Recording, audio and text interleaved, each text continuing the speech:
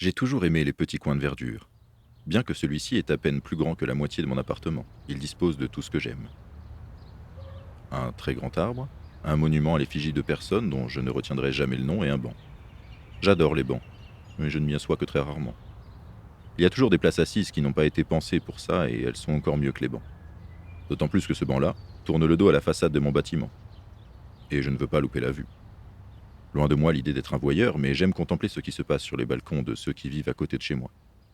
C'est peut-être la vieillesse qui commence à s'emparer de moi, mais je préfère croire que c'est Hitchcock qui me dit fenêtre sur cour, ça arrive dans la vraie vie.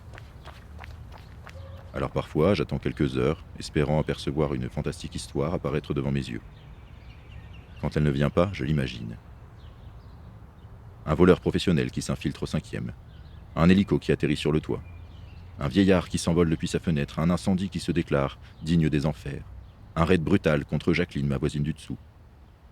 Il m'arrive d'être interrompu par le couple du septième. Troisième fenêtre, qui est pour le moins démonstratif.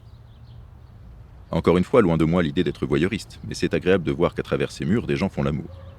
C'est bien plus rassurant que le troisième étage, première fenêtre, où cette jolie fille ne cesse de sortir toute hâte sur son balcon, cigarette à la main et les yeux rouges de rage. Elle fume bien plus que son copain, et bien que ça la calme, je n'ai pas l'impression que ça la rende heureuse. Même si j'ai l'habitude de la voir dans cet état, ça me fait toujours mal. C'est pourquoi je préfère retourner voir l'autre petit couple. Je ne suis en rien excité par ce que je vois, simplement ému.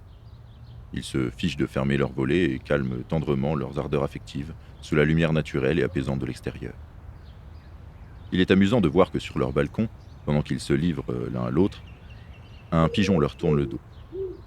Décidément, c'est pas malin un pigeon. Depuis son poste de choix, il devrait regarder la fenêtre derrière lui. Enfin, je dis ça, mais moi aussi je préfère regarder ce pigeon qui ajoute à ce spectacle érotique une dimension complètement absurde. Je ne suis pas un très grand observateur de pigeons, mais j'ai l'impression que c'est toujours le même qui revient se poser là. Ou peut-être que je veux juste y croire. Peut-être que, tout comme moi, il vient se poser là pour observer le petit parc et s'imaginer les détails de mon existence. Est-ce un plombier? Il va retourner manger des graines chez lui ce soir? Il attend sa bien-aimée? Je dois encore perfectionner mon accent de pigeon. Ce pigeon, comme tous les autres pigeons d'ailleurs, n'a aucune dégaine. Une couleur pigeon. Une existence dont je n'ai rien à envier et une démarche de mouvement qui me laisse toujours sceptique. Seigneur, pourquoi leur avoir infligé ça? Parce qu'ils volent, mon fils. Je suis sûr que c'est ce qu'il me dirait. Et il a raison, le bougre. C'est quand même un animal capable de voler. Donner simplement des ailes au pauvre type quatrième fenêtre du quatrième étage et ce laideron deviendra la plus belle colombe que ce monde n'ait jamais connue. Ou du moins, il sera comblé comme un pigeon. Un pigeon, quand même.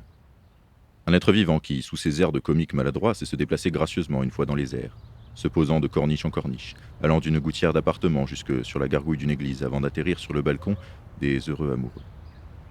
Un véritable touriste aérien qui, au fil du temps, est certainement devenu un guide expert de cette ville que je pensais connaître comme ma poche.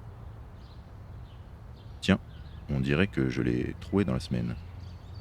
Mais le voyageur qui a su dompter le vent et conquérir les toitures les plus hautes devient des plus pathétiques lorsqu'il se pose sur le sol.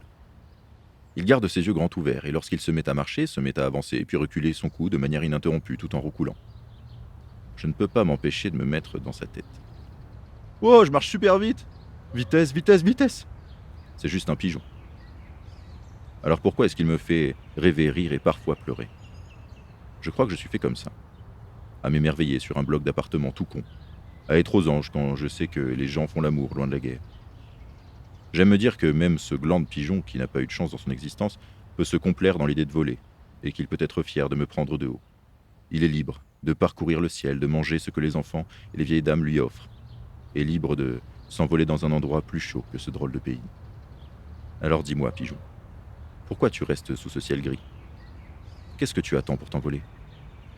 Et qu'est-ce que j'attends pour te suivre?